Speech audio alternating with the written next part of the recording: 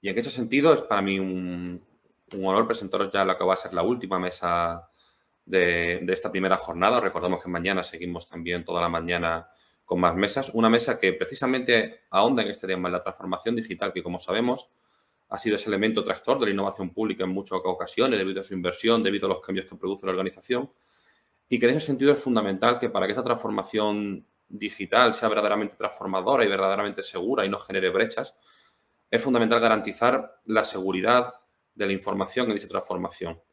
Para ello contamos con una mesa compuesta por José Antonio Ñíguez, director de Sistemas y Nuevas Tecnologías de GTT, con José Manuel Barrios, gerente de la División de Seguridad de la Información en Auren, y con Luis Miguel Crespo, responsable de Sistemas y Seguridad también en GTT, que nos hablarán mediante la exposición de diferentes casos prácticos de cómo recorrer ese camino desde la normativa, pasando por la tecnología y la ciberseguridad, para tratar de garantizar una correcta transformación digital que no solamente no impacte negativamente en la sociedad, sino que además sea verdaderamente transformadora y convierta una oportunidad de cambio que muchas veces genera cierta incertidumbre en la organización en una oportunidad de mejora y de transformación verdaderamente cambiante.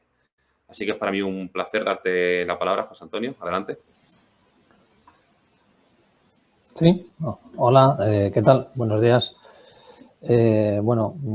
Mientras la compañera nos carga la presentación, que ya está aquí disponible, quería en primer lugar agradecer a los organizadores del encuentro el habernos dado la oportunidad de participar en este encuentro y poder compartir nuestra visión y nuestra estrategia, nuestra experiencia en lo que a normativas de ciberseguridad en el ámbito tributario y en todos los ámbitos donde se manejen sistemas de información, cuál es nuestra idea y nuestra visión. Además, vamos a realizar una exposición de unos casos prácticos para que podáis un poco conocer cómo estamos implementando mediante mecanismos y soluciones innovadoras la gestión de los IOCs y la gestión de VPNs.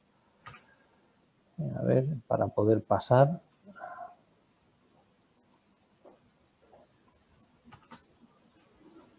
Bueno, aquí ya lo ha hecho Álvaro con antelación. Vamos a participar en primer lugar. Voy a hacer una introducción yo, José Antonio Ñíguez, y después daré paso a José Manuel Barrios, el gerente de consultoría de seguridad de Auren. Es un colaborador estrecho de nuestra compañía. Y a mi compañero responsable de sistemas y seguridad, Luis Miguel Crespo Martínez.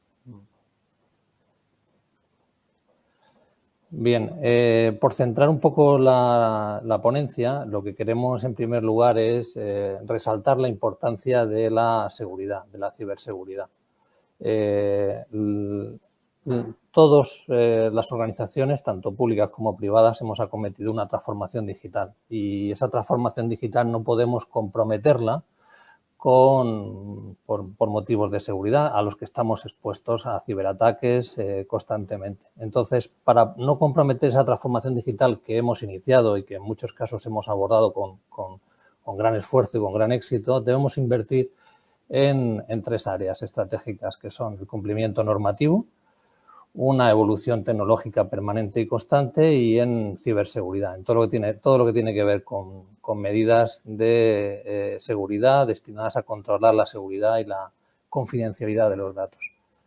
No digo, no sorprendo a nadie cuando digo que la ciberseguridad es clave en las compañías porque hay una alta dependencia de los sistemas de información. En estos momentos, cualquier impacto de seguridad en los sistemas de información tienen una repercusión muy importante en las organizaciones. Pueden detener la actividad, pueden comprometer la marca, pueden comprometer la continuidad de la compañía o de la organización y por eso es importante invertir en estas tres áreas que he comentado anteriormente. Por desarrollarlas un poquito más, antes de dar paso a mis compañeros. A ver, ¿vale? En lo que tiene que ver, en relación a las líneas de trabajo que debemos afrontar para garantizar la seguridad de los datos que manejamos, destacaría estas tres líneas de trabajo. El cumplimiento de normativas de seguridad, que son fundamentales para orquestar la ciberseguridad.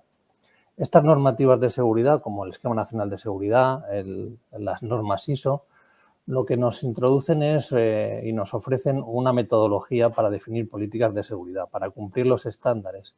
Pero yo resaltaría sobre todo lo que significa en relación a la gestión continua de la seguridad.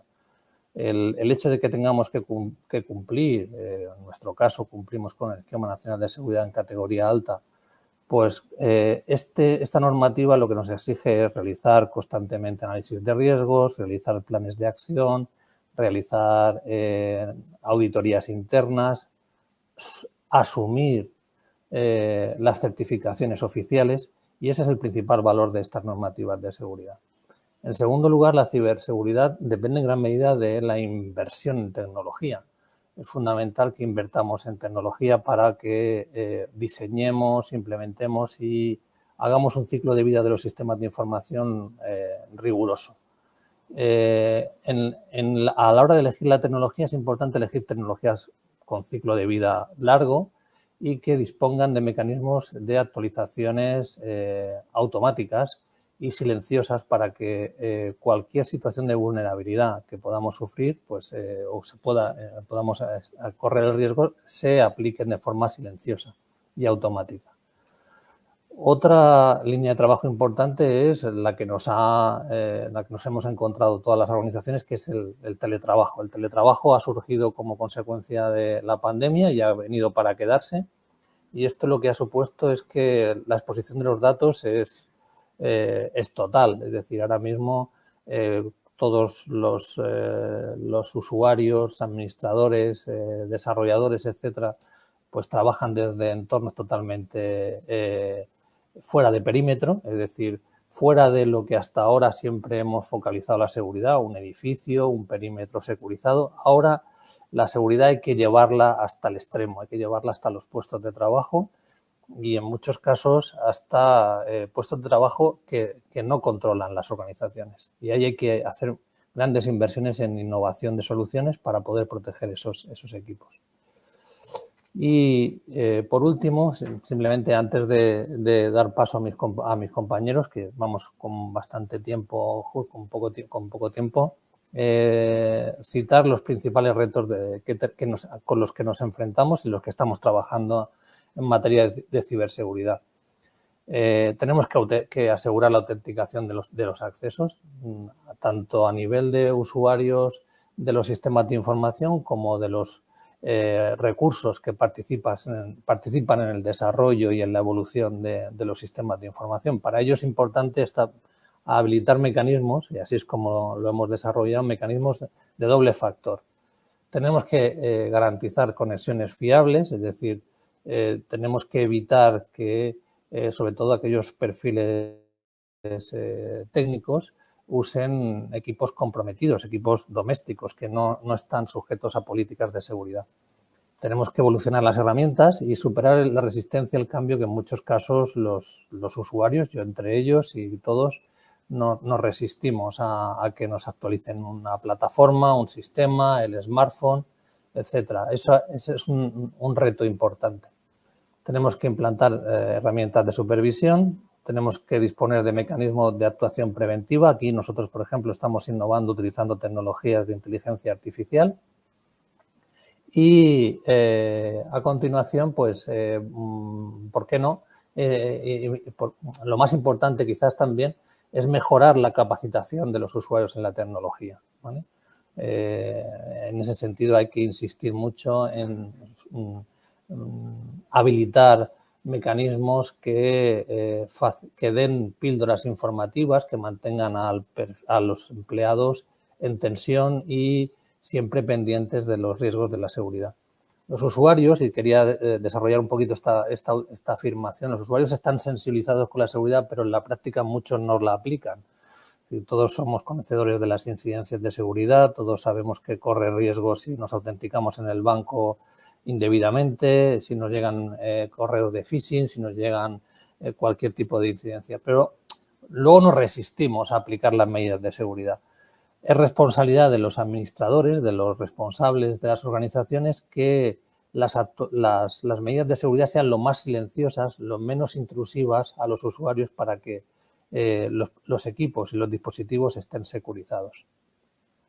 Bueno, hasta aquí mi parte. Doy paso ya a José Manuel Barrios y al final de la ponencia, pues si tenemos oportunidad, compartiremos algunas preguntas. Adelante, José Manuel, muchas gracias.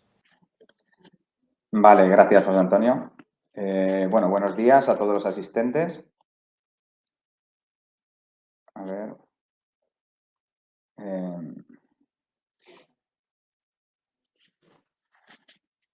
Vale, estoy intentando pasar la diapositiva. Vale, aquí es suficiente. Vale, bueno, pues lo que decía, buenos días a todos los asistentes. Voy a comentar brevemente algunos aspectos que considero relevantes de las normativas de ciberseguridad que bueno, pues que aplican o pueden aplicar en general a las entidades públicas. Aquí, bueno, veis en la diapositiva un poco los principales aspectos o puntos que voy a comentar. Bien, dos de las principales normativas de ciberseguridad existentes y que pueden aplicar al sector público en España, pues una de ellas es la normativa ISO 27001, que trata o versa sobre un sistema de gestión de seguridad de la información. Esto es una normativa, es un estándar internacional de seguridad de la información y su implantación es voluntaria. Y por otra parte está, que conocerán la mayoría de asistentes, el Esquema Nacional de Seguridad, o ENS, que viene del Real Decreto 3/2010 y que aplica especialmente al sector público, ya que es de obligado cumplimiento. En concreto, el ENS, el origen del ENS, viene de la Ley 11/2007 de acceso electrónico de los ciudadanos a los servicios públicos, ya que esta ley indicaba que el ciudadano tenía derecho a relacionarse con la administración pública por medios electrónicos y, por tanto, la administración debía poner los medios para ello. Dado que la relación del ciudadano con la administración iba a ser de manera creciente por medios electrónicos, al contrario que tradicionalmente venía siendo de manera presencial, pues el ENS surgía con el objetivo de eliminar o minimizar los riesgos asociados al uso de estos medios electrónicos y a la protección de esos servicios que se prestaban desde la administración y a la información que usaba esos servicios. Posteriormente, la Ley 11/2007, de la que partía o se originó el ENS, el Esquema Nacional de Seguridad, fue derogada por la Ley 39/2015 del Procedimiento Administrativo Común de Administraciones Públicas, y tanto dicha Ley 39/2015 como la Ley 40/2015 de régimen jurídico del sector público mencionan a lo largo de sus textos en diversas ocasiones al ENS, al Esquema Nacional de Seguridad, como normativa a seguir para establecer medidas de seguridad con las que proteger estos servicios y la información de estos servicios que prestan la administración pública a los ciudadanos. Vale, esto es un poco el origen o por qué surgió el ENS, el Esquema Nacional de Seguridad. Por otra parte, el proceso de implantación del Esquema Nacional de Seguridad no es un proceso trivial ni sencillo, es un proceso complejo, ya que consta de diversas medidas de seguridad, tanto de tipo técnico como organizativo, y que se deben de establecer por las entidades en los sistemas de información. Además, dichas medidas están organizadas en 3 niveles o 3 categorías, básico, medio y alto, según la importancia de los servicios prestados por la administración y de la información de estos servicios. Y en concreto o en especial, implantar un nivel alto del ENS, del Esquema Nacional de Seguridad, es especialmente costoso tanto en tiempo como en recursos, porque exige unos mayores requisitos de las medidas de seguridad a implantar, como por ejemplo disponer de cierto nivel de redundancia de los elementos de la infraestructura de tecnologías de información y las comunicaciones. Además, el ENS, el Esquema Nacional de Seguridad, es un proceso continuo. Es decir, no se implanta o se monta una única primera vez, estableciendo unas medidas de seguridad en los sistemas de la entidad que corresponda, y después ya se puede olvidar y ya funciona de manera autónoma o solo, sino que es algo vivo, es un sistema de gestión, es algo vivo y que hay que atender y actualizar y realizar ciertas acciones a lo largo del tiempo. De hecho, al igual que cualquier sistema de gestión, como por ejemplo pues la norma ISO 9001 de calidad o la mencionada anteriormente la ISO 27001 de seguridad de la información, pues al igual que estas normas ISO, el ENS también tiene un proceso de implantación que es un ciclo de vida continuo. En el caso de las normas ISO habitualmente suele ser un año el ciclo que se suele repetir. Y en el Esquema Nacional de Seguridad es un ciclo o periodo de 2 años, en el que hay que realizar pues, un conjunto de tareas de mantenimiento, supervisión, etcétera. De hecho, en el lenguaje de las normativas o sistemas de gestión, esto se denomina ciclo de Deming, que consiste en que al inicio de cada ciclo, por ejemplo, anualmente, en el caso del Esquema Nacional de Seguridad podría ser cada 2 años, hay que planificar qué tareas se van a realizar, después hacer esas tareas, revisar los resultados de las mismas y, según esos resultados, actuar para corregir las desviaciones detectadas y así vuelta a empezar. Con este proceso, con este ciclo que se repite periódicamente, pues se consigue un proceso de mejora continua. Al final, disponer de un sistema de gestión de seguridad de la información, sea la ISO 27001, sea el Esquema Nacional de Seguridad, no quiere decir que se tenga la mejor seguridad posible, sino que se tiene cierta seguridad implantada, pero periódicamente, continuamente, se supervisa y se revisa para aquello que no es correcto, mejorarlo y así cada vez conseguir una mejora en la seguridad.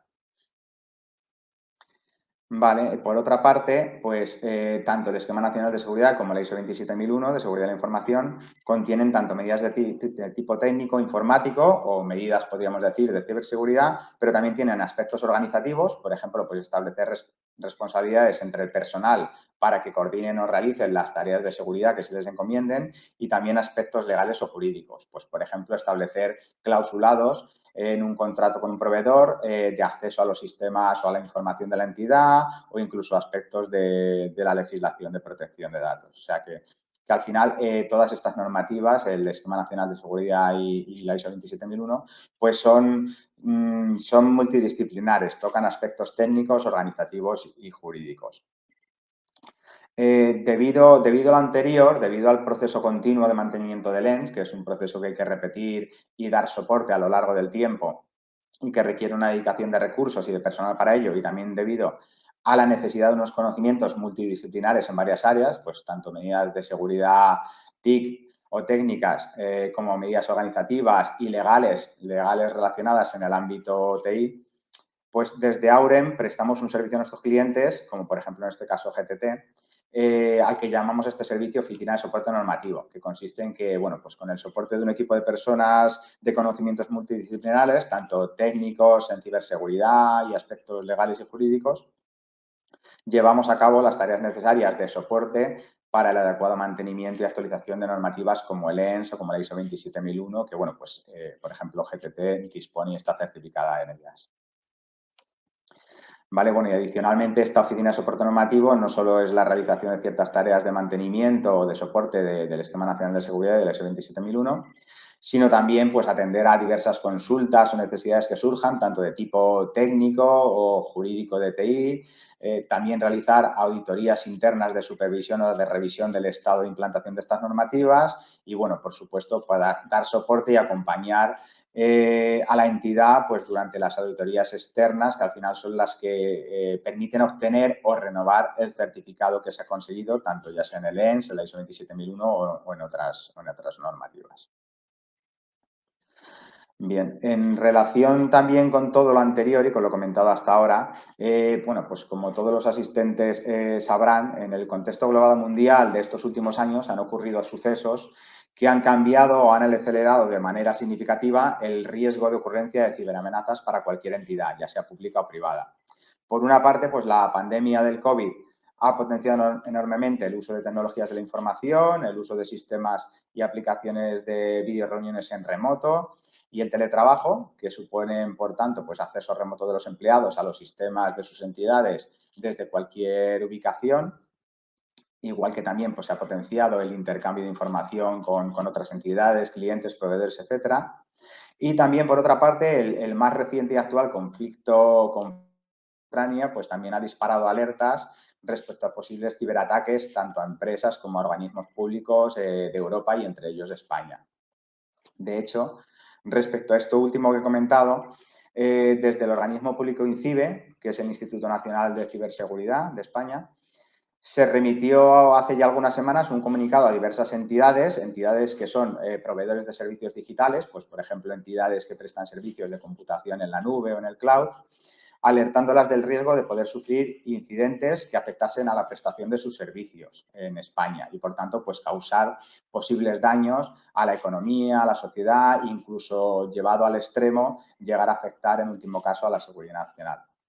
En dicha comunicación del INCIBE se requería a estos proveedores de servicios digitales a establecer en su organización cuanto antes una serie de medidas de ciberseguridad y de protección pues, urgentes a corto plazo que se indicaban o se detallaban en este mismo comunicado y que iban dirigidas a reducir la probabilidad de ciberincidentes, de ciberataques que afectasen a la prestación del servicio de estos proveedores y a garantizar también que la entidad estuviera preparada para responder de la mejor manera posible si se producieran estos ataques o ciberincidentes.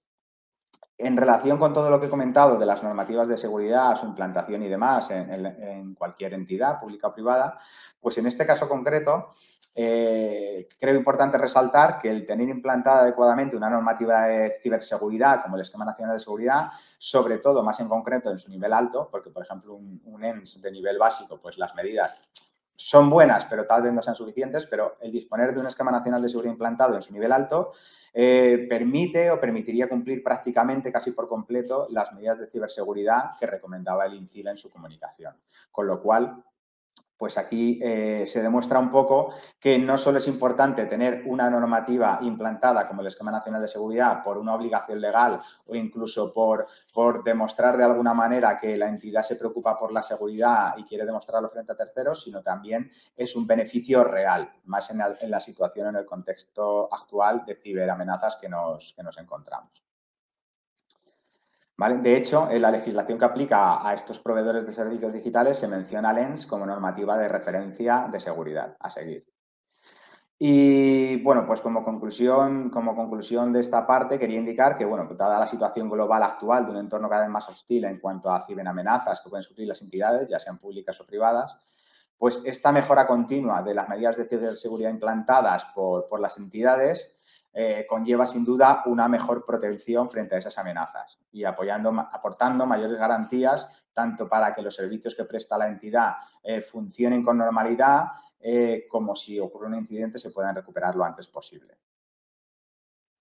Y bueno, para terminar un poco con mi parte, quería comentar que, bueno, he hablado principalmente de normativas españolas como el Esquema Nacional de Seguridad o la ISO 27001, que es una normativa internacional, pero también quería comentar que a nivel europeo, pues también desde hace tiempo ya se están realizando iniciativas respecto a normativas de seguridad, de ciberseguridad. En concreto, pues quería mencionar la directiva NIS, que es una normativa de la Unión Europea que al final lo que busca es mejorar la seguridad de las redes y sistemas de información en el territorio europeo, entre ellos España. Entró en vigor en agosto del año 2017 y además fue adaptada posteriormente a la legislación española por el Real Decreto Ley 12/2018 de seguridad de las redes y sistemas de información.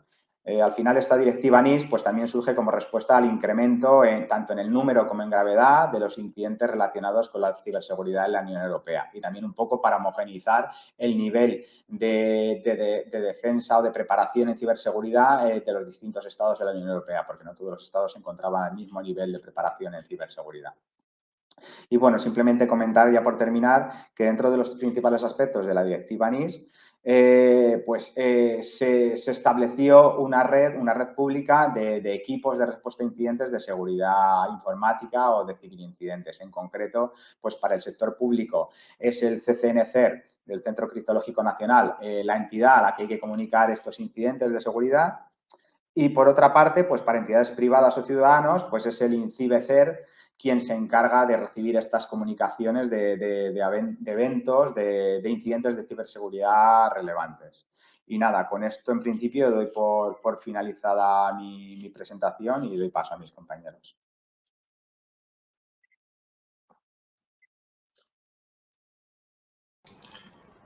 Hola, buenas tardes a todos.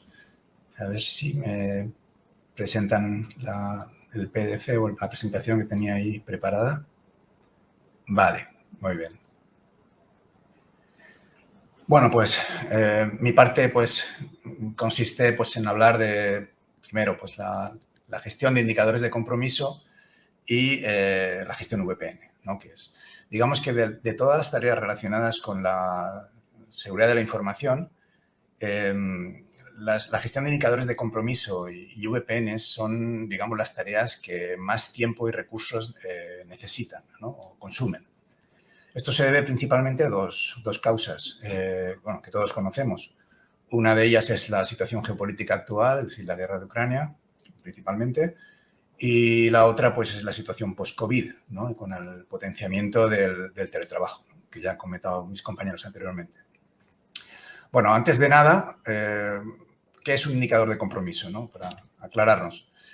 Un IOC o indicador de compromiso es un dato que surge como producto de cierta actividad en un sistema informático y aporta información sobre el comportamiento, característica o descripción de una amenaza, ¿vale? Tenemos dos tipos. Aquellos que pueden aparecer o hacer referencia a un puesto de trabajo final de un usuario o un servidor, y aquellos que podemos capturar en la red con nuestros equipos de computación, ¿vale? Realmente un IOC no es más que un dato, como puede ser una dirección de correo electrónico, puede ser un fichero que aparece en un lugar concreto de nuestro equipo, un proceso que se lanza en una máquina, un hash de un certificado, por ejemplo, X509, pueden ser cualquier tipo de dato que circule, un URL, un enlace. Esto sería un IOC, un indicador de compromiso. Es algo que nos puede alertar, ¿no? O nos puede incluso prevenir a la hora de intentar proteger nuestra seguridad. Si pasas a la siguiente, empezamos a hablar un poco de cómo gestionamos a los IOCs, ¿vale? A ver, la forma de gestionar estos IOCs es básicamente, pues, de dos formas. Tenemos por una parte las fuentes, ¿vale? Es decir, de dónde proceden los IOCs. Ahí, eso es, esta es. De dónde proceden los IOCs y luego qué hacemos con estos IOCs. Es decir, con estas fuentes de IOCs que nos hacen llegar esa información, ¿qué hacemos con ella, ¿no? Entonces, básicamente, en lo relativo a las fuentes, tenemos agrupados tres tipos en nuestra organización. El primero de ellos es un servicio de vigilancia digital que nos lo proporciona una empresa especializada en ciberseguridad y consiste, pues, en monitorizar redes sociales, medios de comunicación, surface web, es decir, la web visible para todo el mundo, la dark web, es decir, la web internet oscura que llaman, en busca de connotaciones o referencias a GTT, ¿no? Que puedan ser, que se puedan considerar como maliciosas o de riesgo, ¿vale? Entonces, este servicio para nosotros es muy útil porque nos proporciona bastantes IOCs y prácticamente ponerlo en marcha fue simplemente facilitar, pues, información de la empresa, es decir, como nuestros activos, nuestras direcciones IP, direcciones de correo, estructura de la empresa, etcétera, ¿no? Bueno, esto es una fuente importante para nosotros de IOCs. Luego tenemos, en el segundo tipo, tenemos, pues, webs y foros de ciberseguridad, ¿vale? Entonces, el primero de ellos, por supuesto, es el INCIBE. Nosotros estamos registrados como proveedor de servicios digitales y mantenemos, pues, una interlocución con INCIBE permanente. Luego tenemos Clusif, que es una organización francesa especializada en ciberseguridad y formada además por más de 700 empresas, tanto del sector público como privado, cuyo objetivo es el intercambio de experiencias, de casos de uso, de buenas prácticas, de información, todo relativo a la ciberseguridad. Es decir, de forma mensual nos reunimos los responsables de seguridad de distintas empresas e intercambiamos información de todo tipo, instalación de productos y experiencias en general.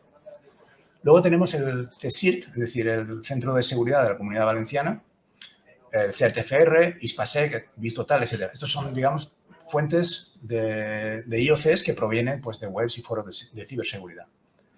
Y como tercer tipo, pues, tenemos componentes internos de nuestra organización, como lo es, en primer lugar, por las alertas que recibimos de nuestro Centro de Operaciones de Seguridad, nuestro SOC, que funciona 24/7 y monitoriza todos nuestros activos, ¿vale? Además, pues, tenemos alertas de antivirus, tráfico que vemos en nuestras redes, etc. Toda esta cantidad de IOCs que nos llega de forma diaria, pues tenemos que procesarla. Tenemos personal especializado, formado ya en ciberseguridad, que procesa estos IOCs antes de tomar la decisión de si actuamos con ellos o no. Y nos valemos de herramientas de tipo de fuentes abiertas, inteligencia de fuentes abiertas, que se llama así, herramientas OSINT, ¿no? Que nos permiten o nos facilitan y nos ayudan a discriminar si un IOC, pues, aplica a nuestra organización, hay que actuar con él. Bueno. En cuanto a acciones, si pasas a la siguiente, esta diapositiva, en cuanto a acciones, tenemos pues también 3 tipos. Es decir, tenemos herramientas, estas son las herramientas que vamos a usar para aplicar estos IOCs. Tenemos las herramientas en cloud, todas, pues tenemos varias relativas al correo en la nube, que es una de las fuentes más importantes de riesgo. Y tenemos una herramienta que para nosotros es vital, que se llama Umbrella, que es un filtrado de peticiones y de resoluciones de nombre. Es decir, cada vez que pinchamos en algún enlace o cada vez que una aplicación pues, quiere acceder a algún enlace URL, pues lo que hace es solicitar siempre una resolución de nombres, ¿vale? Nosotros tenemos configurada toda nuestra infraestructura para que cualquier dispositivo que se conecte, ya esté en nuestros servicios centrales, en nuestras oficinas, cualquiera de nuestras delegaciones o esté en su casa o en cualquier lugar, obligamos a todos estos equipos a que las peticiones DNS pasen por este servicio, ¿no? Con lo cual podemos filtrar y podemos añadir una capa de seguridad adicional, ¿vale? Y ahí podemos aplicar pues, bastantes IOCs que son realmente un poco el objeto de esta charla. Otro tipo de acciones son las herramientas que tenemos desplegadas en los equipos, como son los antivirus y en nuestro caso pues tenemos desplegado también un sistema de prevención de fuga de datos o DLP, se conoce así, que consiste, es un software que tienen instalado todos estos equipos y que monitoriza cualquier tipo de información que entra o sale de un equipo, ya sea por una mochila USB, ya sea por la red, ya sea por una descarga de una página web o de un correo, lo que sea, ¿vale? Toda esa información queda registrada y nosotros luego podemos hacer seguimiento de todo eso, ¿no? E incluso podemos también impedir que esa información entre o salga de esos equipos. Y como tercer tipo de acciones, pues tenemos los elementos internos, es decir, bueno, pues nuestros cortafuegos, nuestros sistemas de detección de intrusión, filtrados y scripts de bloqueo, etcétera. Y también hay que decir que muchos IOCs, o sea, la recepción de un IOC válido no tiene por qué implicar siempre únicamente una actuación técnica. Muchas veces, pues esto se traduce en una campaña de formación, es decir, recibimos indicadores de compromiso de que hay una campaña, por ejemplo, como ocurre ahora con el tema de la renta, hay una campaña de malware o de engañosa para suplantar, digamos, los correos de la agencia. Esto lo traducimos en una campaña de formación, es decir, emitimos píldoras formativas continuamente y emitimos noticias para mantener el nivel de alerta de los usuarios, que al fin de cuentas es un gran eslabón débil, pues a tono para poder combatir con estos problemas, ¿no? de seguridad. En cuanto a las conexiones VPN, a los accesos VPN, pues hay que decir pues, que pues tenemos unos retos y luego tenemos unas medidas que hemos adoptado. Los retos, digamos, yo diría que son comunes a cualquier organización, ¿vale? Y sobre todo pues, a raíz de la pandemia y el auge del teletrabajo. El primer problema o el primer reto son el número de conexiones, que nos han crecido a todos de forma casi, yo diría, exponencial, ¿no? Nosotros antes de la pandemia teníamos un promedio de unas 20 conexiones simultáneas al día y ahora pasamos a tener 500, ¿vale? Entonces, esto representa, pues a nivel de seguridad, pues representa pues, una serie de problemas que hay que afrontar. El uso de equipos remotos particulares es algo que tratamos de evitar, pero muchas veces no es posible porque, a veces quien se tiene que conectar es un proveedor que nos tiene que dar soporte para algo, ¿vale? Entonces, el uso de equipos que no están controlados, es decir, que no llevan las políticas de seguridad y ni el software estándar que desplegamos en nuestros equipos, pues esto también es un reto, ¿no? que estamos afrontando, ¿no? Y que hemos afrontado también. Y luego, pues la autenticidad de los accesos, es decir, saber que quien está conectado es quien dice ser, ¿no? Que no ha habido una usurpación de credenciales, ¿vale? Estos, digamos que serían los 3 retos importantes, ¿no? Que yo creo que es común a cualquier tipo de organización, ¿no? Después de esta situación, ¿no? actual. Entonces, las medidas para paliar todo esto, pues han sido las siguientes. La primera de todas es Umbrella. Umbrella ya lo teníamos aplicado desde hace ya unos cuantos años, creo que fue en 2016 cuando empezamos a aplicar este sistema. El doble factor de autenticación, esto es obligatorio ya, es decir, cualquier aplicación que esté en Internet debería tenerlo activado, ¿vale? Y luego pues tenemos una serie de desarrollos propios en los cuales pues hemos utilizado pues algoritmos de Machine Learning para, por ejemplo, detectar la actividad de un usuario y comprobar si esa actividad es normal, es la que realiza siempre o ha cambiado, digamos, el comportamiento, ¿no? Tenemos otros scripts, otras soluciones que detectan también la reputación de las direcciones IP que se conectan. Es decir, cuando los usuarios se conectan por VPN, pues utilizan una IP pública que viene desde el lugar de donde se encuentren. Bueno, esa IP la censamos contra unas bases de datos y unos servicios que tenemos registrados y contratados y que nos dan una reputación de esas direcciones IP, ¿no? Y luego también determinar qué tipo de perfil se está conectando. Es decir, si es un señor que utiliza un ordenador, nosotros les llamamos ordenadores vacunados, aquellos que tienen el software nuestro, el software de GTT y las políticas de GTT, y no vacunados aquellos que son extranjeros, ¿no? Son extraños. Bueno, si es un equipo de un tipo o de otro y en función de los parámetros anteriores, pues ya ahí ya tenemos una tabla de decisión y a partir de ahí pues aplicamos varias medidas que pueden llegar a ser incluso el bloqueo de la conexión, generación de incidencias, notificaciones, etc. ¿Vale? Y bueno, pues con todo esto, el poco tiempo que tenía para contarlo, pues bueno, estas serían un poco las conclusiones, ¿no? Una buena gestión de indicadores de compromiso y accesos VPN pues proporcionan una capa de seguridad adicional necesaria además para el contexto que vivimos actualmente. Y bueno, pues aquí acaba mi presentación. No sé si he ido demasiado rápido, pero bueno, es un poco lo que intentaba transmitir. Muchas gracias por vuestra atención. Sí, pues muchísimas gracias, José Antonio, José Manuel, Luis Miguel, por esta visión que desde GTT nos habéis dado sobre un problema que es absolutamente crítico en estos momentos y además cada vez va a serlo más, como es la ciberseguridad. La ciberseguridad que hoy nos habéis dado una pequeña lección de cómo funcionan las cosas que son mucho más complejas de lo que podemos pensar, pero también tenemos que ser conscientes de que es un problema que no es del Departamento de Informática, del Departamento de Seguridad, etcétera. Es un problema de todos, porque todos los que están en la organización tienen que ser conscientes de que el problema puede venir desde cualquier punto. Tenemos que estar muy atentos, tenemos que colaborar todos y tenemos que facilitar esa labor que desde pues, las empresas, las propias instituciones hacen para garantizar esa seguridad y evitar grandísimos problemas. Muchísimas gracias, GTT, por vuestra colaboración, por vuestra participación en este encuentro y muchísimas gracias a todos los que habéis asistido y a los que nos seguís. Esperamos que esta primera jornada haya sido de utilidad. Yo creo que sí. Hemos hablado de cosas que conocemos y nos han enseñado también muchas cosas más. Y ahora, nada, le doy paso a Álvaro para que nos comente y nos presente la jornada de mañana. Adelante, Álvaro. Bueno, hemos empezado diciendo buenos días y ahora creo que tenemos que decir ya buenas tardes. Ha sido un lujo poder compartir con vosotros este primer día del encuentro y a ver si ahora puede aparecer en pantalla un poco la escaleta de todo lo que vais a ver mañana. Si hoy os ha parecido interesante, mañana os prometo que el nivel se va a mantener. Comenzamos a las 11 continuando con estas mesas en las que hablamos del ámbito de innovación, en concreto de la innovación sobre el personal, la innovación orientada al empleado público, al recurso más importante que tienen las organizaciones.